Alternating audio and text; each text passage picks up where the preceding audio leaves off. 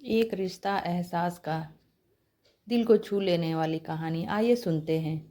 सुधा, बारात आने वाली है, देखो निधि तैयार हुई कि नहीं। हर्ष ने सुधा को आवाज़ लगाते हुए कहा।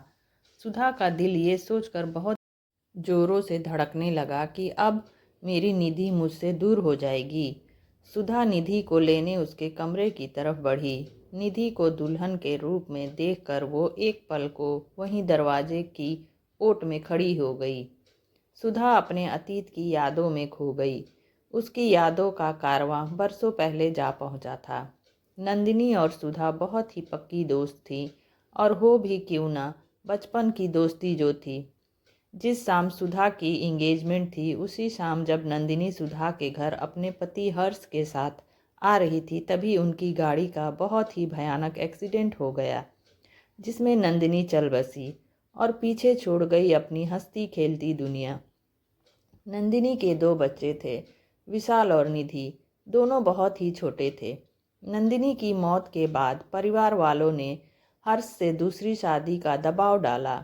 जब सुधा को इस बात का पता चला तो उसने बिना आनाकानी किए हर्ष से शादी के लिए हामी भर दी थी, क्योंकि नंदिनी की असमय मौत के बाद उसे सबसे अधिक चिंता उनके दोनों बच्चे निधि और विशाल के भविष्य की थी। नई नई दुल्हन बनकर आई थी सुधा। अचानक ही उसकी जिंदगी में सब कुछ बदल गया था। जिस शख्स को अब तक अपने दोस्त के पति के रूप में देखती आई थी, वे अब उसकी पत्नी बन चुकी थी।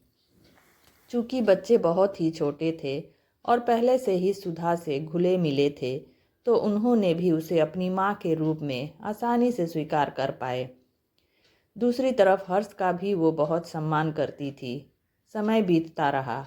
बच्चों के साथ सुधा खुद भी बच्ची ही बन जाती और खेल खेल में उन्हें कई बातें सिखाने में कामयाब हो जाती। लेकिन इतना कुछ करने पर भी बात बात पर उसे सौतेली माँ का तमगा पहना दिया जाता। अगर बच्चे को चोट लग जाए तो पड़ोसी कहते, बेचारी बिन माँ के बच्ची है, सौतेली माँ कहाँ इतना ख्याल रखती होगी। इस तरह के ताने सुनने की आदी हो चुकी थी सुधा।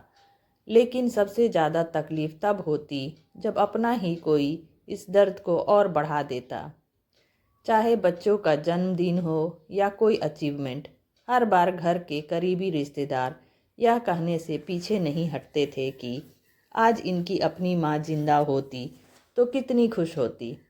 अचानक सुधा ने अपने अतीत से बाहर आकर महसूस किया कि निधि ने आकर पीछे से उसकी आंखों को अपने हाथ से ढक लिया। सुधा ने बिना उसके कहे पहचान लिया कि वो निधि है। उसने कहा, तैयार हो गई मेरी राजकुमारी? माँ, तुम्हें कैसे पता चला कि मैं ही हूँ? निधि ने हैरान होकर पूछा। बेटा, तुम्हारी खुशबू मैं अच्छी तरह से पहचानती हूँ। तुम्हारा एहसास, तुम्हारा स्पर्श, सब कुछ मुझसे बेहतर कौन समझ सकता है। आखिर माँ हूँ मैं तुम्हारी। सुधा ने निधि का हाथ थाम कर कहा। क्या हुआ माँ, तुम कुछ परेशान लग रही हो? कोई बात है क्या? किसी ने कुछ कहा? निधि ने सुधा के गले लगकर पूछा। सुधा ने आंखों में आंसू भरकर कहा, निधि, मैं सही हूँ ना? क्या मेरी परवरिश में तुम्हें कोई कमी तो नहीं लगी? अगर मेरे प्यार में कोई कमी रह गई हो तो मुझे माफ़ कर देना। माँ, तुमसे ही मैं ममता की गहराई जान पाई हूँ, तुम ऐसा मत सोचो, निधि ने माँ को गले लगाते हुए कहा। सुधा ने निधि के सर पर हाथ फेरते हुए कहा, चलो अब नीचे चले, बारात आ गई है और उनको इंतज़ार करवाना ठीक नहीं। वो हंसते हुए बोली, पर निधि के मन तो तूफान उमड़ रहा था। सुधा के आंसुओं ने उसे अंदर तक झकझोर कर रख दिया था। वो जान चुकी थी कि उसकी माँ के मन में क्या उधेड़ बुन चल रही है, पर उसने अपने आप को शांत किया और सुधा के साथ नीचे आ गई। शादी की सारी रस्में पूरी हो चुकी थी। अब विदाई का समय आ चुका था। निधि अपने परिवार वालों के गले लगकर बहुत रोई। फिर जब वो अपनी माँ के गले लगी, तभी पीछे से किसी ने कहा, आज अगर निधि की सगी माँ जिंदा होती तो बहुत खुश होती। बस फिर क्या था, निधि तो जैसे इसी मौके के इंतजार में थी। उसने कहा, ये क्या सगी माँ लगा रखा है।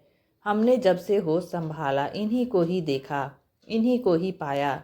हर कदम पर साए की तरह इन्होंने ही जिंदगी की धूप से हमें बचाया।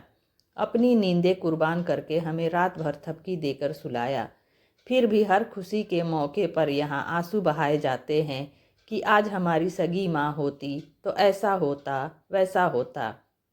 आज इतने वर्षों बाद जब मैं पीछे पलट कर देखती हूँ तो एक ही लफ्ज़ बार बार मेरे कानों में गूंजती है, सौतेली माँ। ताउम्र इस एक शब्द से जंग लड़ती आ रही है मेरी माँ। अब तो जैसे ये इनकी पहचान ही बन गई हो। हर बार अग्नि परीक्षा, हर बात पर अपनी ममता साबित करना, जैसे कोई अपराधी हो ये। हर बार तरसती निगाह से सबकी ओर देखती हैं कि कहीं से कोई प्रशंसा भरे शब्द कह दे, लेकिन ऐसा होता नहीं। पूरे समाज ने इन्हें कटघरे में खड़ा करके रख दिया है। पर क्यों दे ये सफाई, क्यों करे खुद को साबित। माँ तो सिर्फ माँ होती है, उसकी ममता सगी या सौतेली नहीं होती।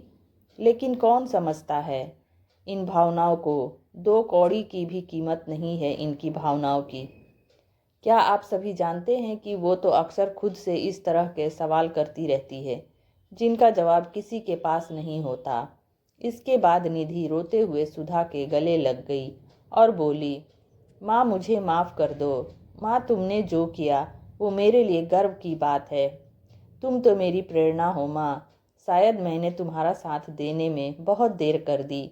आई लव यू माँ। आज सुधा को अपने आप से कोई शिकायत नहीं थी। उसके चेहरे पर एक अजीब सा संतोष था जिसे बयां नहीं किया जा सकता।